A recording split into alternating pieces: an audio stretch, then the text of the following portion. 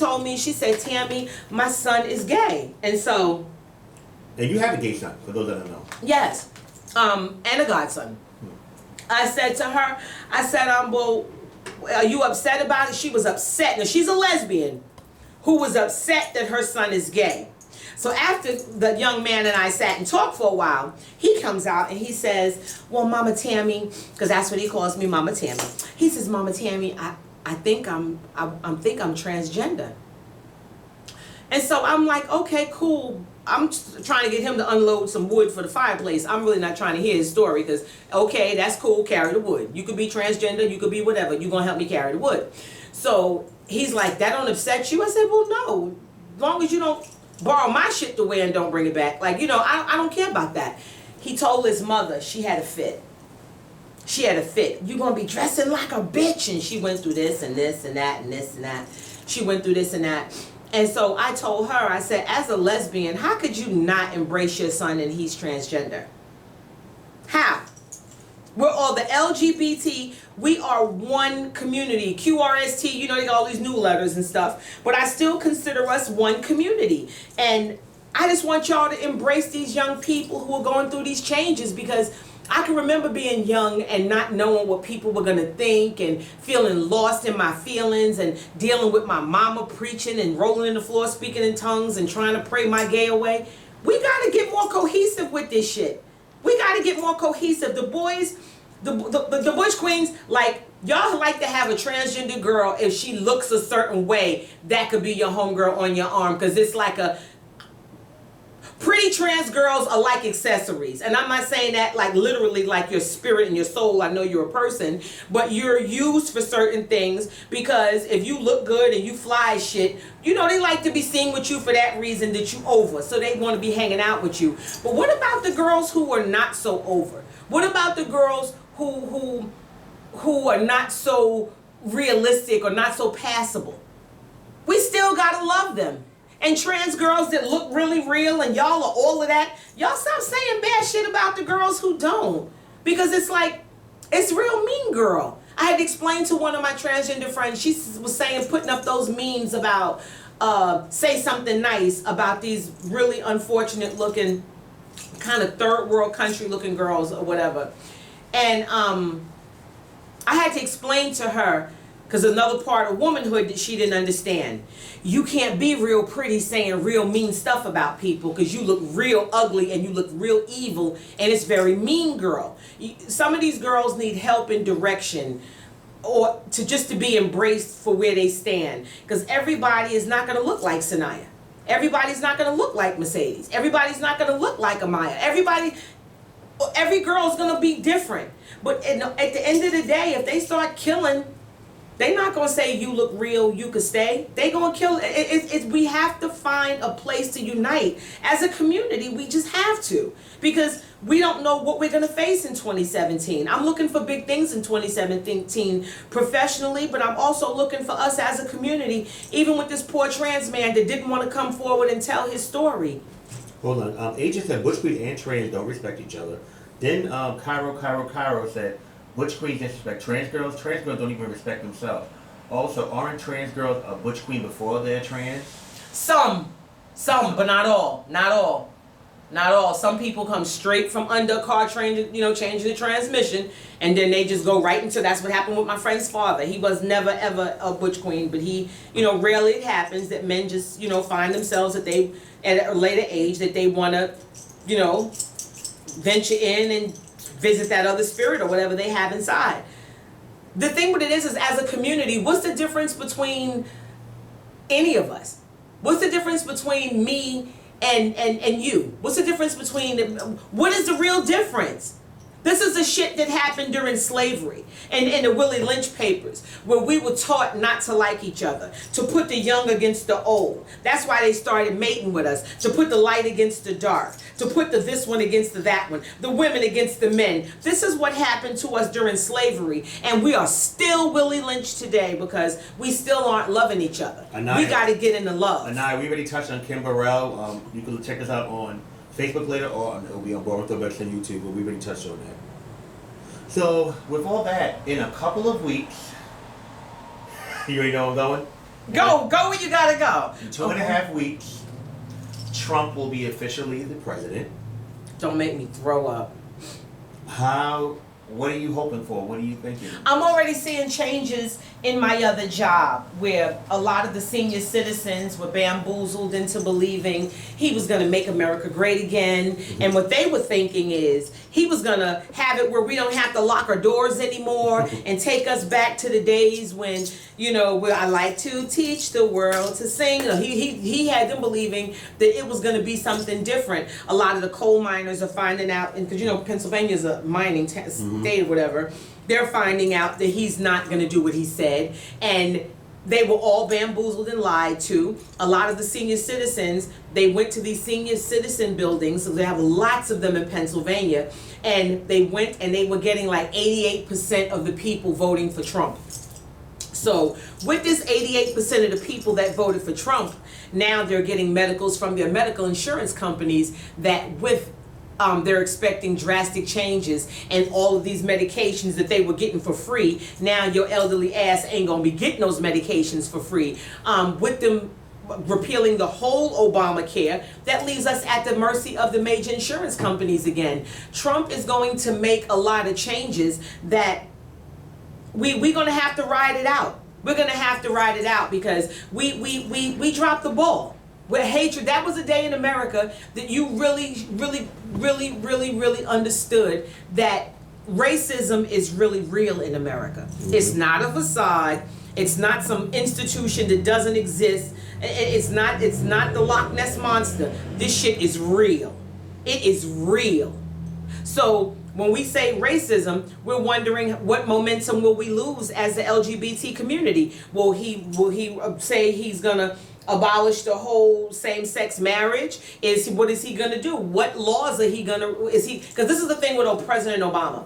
President Obama received so much resistance just because he was a black man. You know how like it was like a bad relationship that didn't go well. Like, you know how if your baby mother say, oh, well, I don't want the kids to go to this, I'm gonna take the kids to the circus, and just because she said it, now you ain't with her no more. Now my son allergic to animals. Then you just want to do something different. That's what Obama went through his entire administration, was just resistance from Congress and resistance for this and resistance for that. So certain things that he put in place, they're gonna make sure that if Trump can get himself through reading paperwork, because I don't think he's gonna be too much of a reader.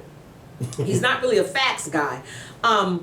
He's going to try to repeal all those things. So with the LGBT community, we stand to have some losses. That's why I'm explaining to us that it's important that we don't stay silent on things. That when things happen, we use the tool of social media. We use the tool of Twitter and writing letters and sticking together so that our voices are heard. If our voices aren't heard and we're silent, when we look, we'll be back in the Stonewall, which is Stonewall Bar now is a national park, but we'll be back to where maybe will this be diagnosed a mental illness again? I don't know. Because some people don't know, people who don't do their history about being gay used to be a mental illness. Where they would give you electroshock therapy and medication and tie you to a bed. Yeah, they thought it was that bad. Who's to say Trump is not that ignorant? We don't know if we're going to all end up in boxcars together getting bussed out to Auschwitz. We don't know what he has planned. But I do know that it's not going to be good for black people. It's not going to be good for women. And it's not going to be good for people of color in general. And I don't think the gay people are far behind. But gay people who have coins and who have money, who helped to vote Trump into office, and my light Latinos who sense as white who voted Trump into office, and my delusional Jamaicans who voted Trump into office, because so many West Indian people I know voted for Trump, it was almost unbelievable to me. And I'm like, okay, so once he throw the Mexicans over the wall, what you think, he ain't gonna have a fence made out of sugar cane to throw y'all over to? Like, what did y'all think it was gonna happen? We are in for some shit. We are in for some, this to me, I don't know if this is going to be the last president of the United States of America, but the world is going to change globally based on the temperament of this man. This man is up at 3 o'clock in the morning talking about like government shit that's supposed to be top secret on Twitter. He's a maniac. And we just wanted the government, America, not we, because I didn't vote for him. I was with her. We just wanted the hands and the government back where we're comfortable. We're comfortable with white men being in control of things, and that's what America wanted to see, white men in control of things. And President Obama being in office made it a little worse for black people in some instances. Not that he wasn't a good president, because he was the most progressive leader that we've ever had. But what it was is it instilled fear in white racist America. And white racist America, the only thing they fear is sharing power. They don't care that you have money. They don't care that you buy a house. They don't want us in power. And they don't want us in positions where they don't feel in control, because that's what's uncomfortable, and making them feel that you're dismantling this wonderful, well-built, complex system of racism. Because racism is just not, I hate black people. Racism is not that simple. Racism is on levels. It got doors and hallways. Racism is a very complex thing. And it's a system that's built to oppress people and to keep people on welfare and in projects, and keep people from and some people, I made it out the projects. Baby, the system is meant for some of you to make it, but everybody's not going to make it out. It's just not built that way. It's not. It's not built that way.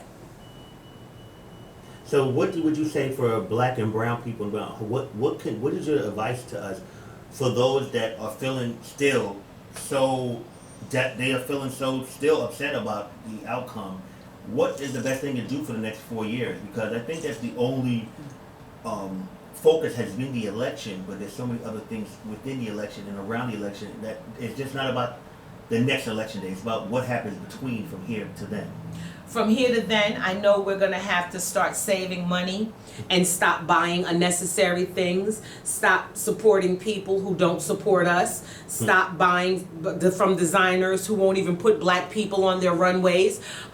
Stop it, because we're so caught up in a label. We so caught up in a damn label that we won't even buy a stock or a bond. We won't invest in a business. We'll have on $12,000 boots on the bus. We have to start, we just have to start investing in things that build a good community, and we're going to have to start doing community service, and we're going to have to start buying black. We're going to have to start putting money into black banks. As I told you guys before, we're going to have to start banking with black establishments. There are black banks all over the place. We have to start banking with black banks, and one thing that we definitely have to do is start saving money and putting money away, because we don't know, and start to create other streams of income, because we don't know if what you got right now might be affected, and you don't want to wait until the ball drops on you. So if you can apply for different licenses, apply for different types of businesses, and it doesn't have to be a large business where you say you're going to open a McDonald's. You might not have that money. You might try a daycare. You might try tutoring. You might just try to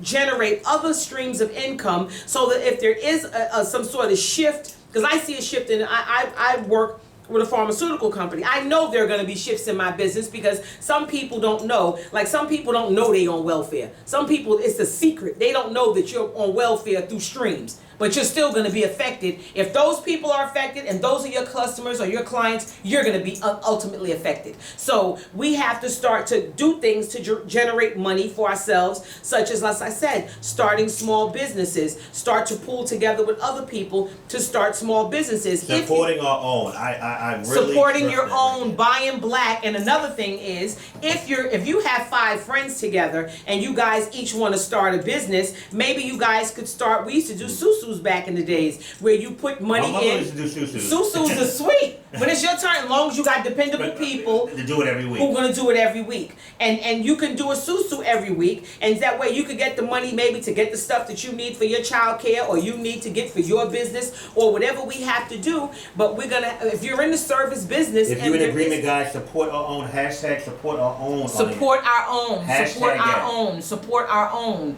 And we have to also look at where we're investing our money, and make sure Make sure that you look at interest rates and things of that nature on money, and credit cards and things of that nature. Stop charging up so much debt. And if you live in a home and it's more expensive, if you have two sisters and you each have a house and you see that you're both going down, don't both lose your homes. Move into one home together, rent the other home out, figure a way to cut back, trim off the fat, and be able to ride it out for the next 4 years. If you have a big expensive car and you can't afford the car, don't lose your home trying to pay for a car.